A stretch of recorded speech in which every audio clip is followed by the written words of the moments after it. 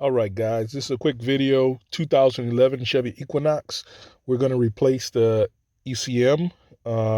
We've got a used ECM, which I actually recommend in Flagship 1. It's already programmed to the VIN number. The current ECM on this vehicle had a fault where it would periodically just fail, and the car would be a no start, no crank. I did testing after the problem.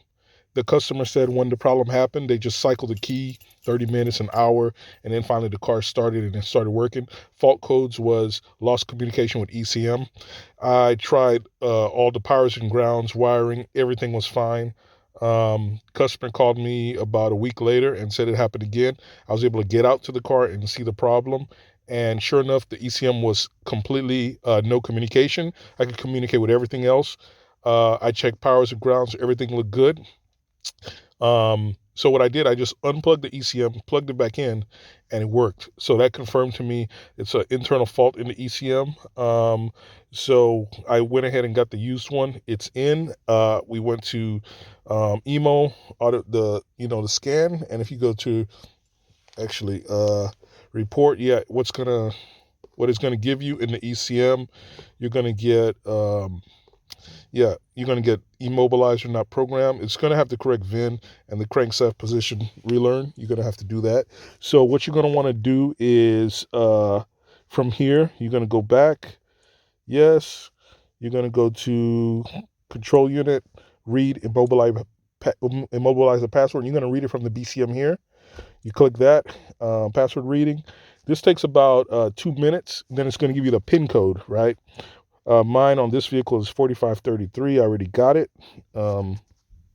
And here it is. That's what when it successfully reads it from the BCM. So then you're going to go back. Then we're going to go to hot function. And you're going to go to add key. And you're just going to re-add the current key you have.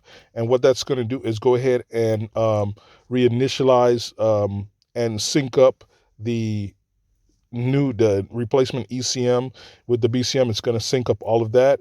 And once you're done with that process, it's going to ask you for the PIN at some point, which you're going to have to put in.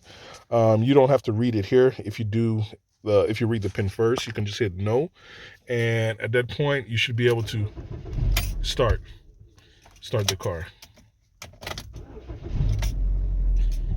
And there it is. The car is started. So last thing I've got to do is actually, I've got to take out the original ECM and just seat the replacement in its place right there. And that's going to be pretty much it. I'm about to do the crank relearn right now. All right, to do the crank relearn, we're going to exit out of here. We're going to go into the diagnostic side. Diagnostics. This is GM.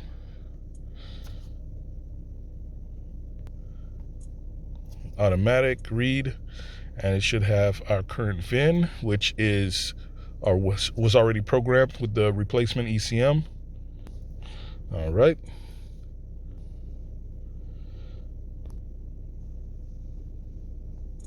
Just gonna do that. Not too concerned about the options. Not concerned about that. I'm just trying to do the crank relearn, so I'm just skipping these. Memory doesn't matter.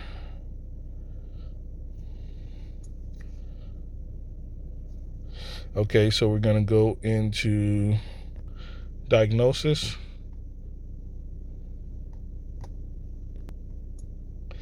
Control unit. We're going to pick the ECM. Special function.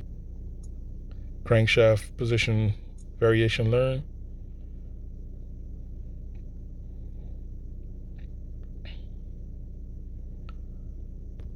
You got to be in park. Set the parking brake, which I'm doing right now.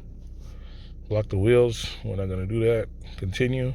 Turn the AC off. And we are off. Continue.